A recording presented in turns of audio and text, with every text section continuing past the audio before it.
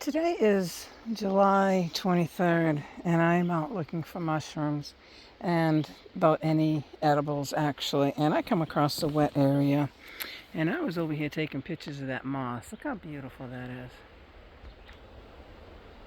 Pretty stuff. But I also come across some moose tracks. So I've been following the moose tracks a little bit. But what I found here is, and take my glasses off, is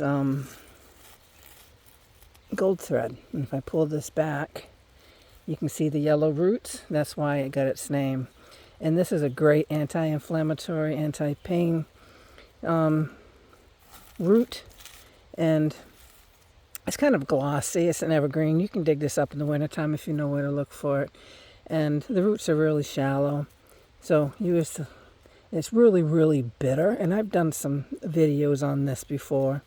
But what you can do if you have a sore gums or a cut or sore in your mouth or even a toothache, you can chew this stuff. It's really bitter, but it works really fast and really well.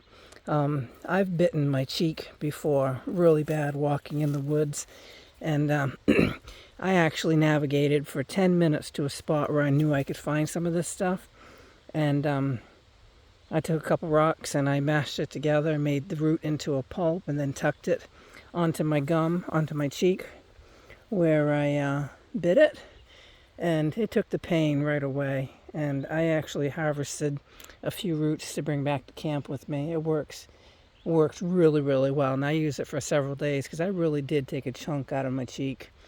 And but this is Goldthread.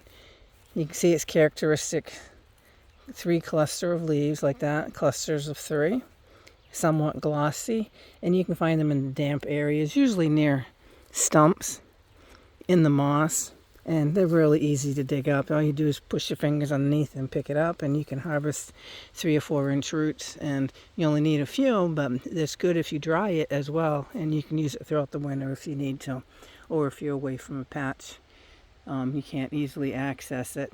You can bring some home and dry it and save it. Good stuff.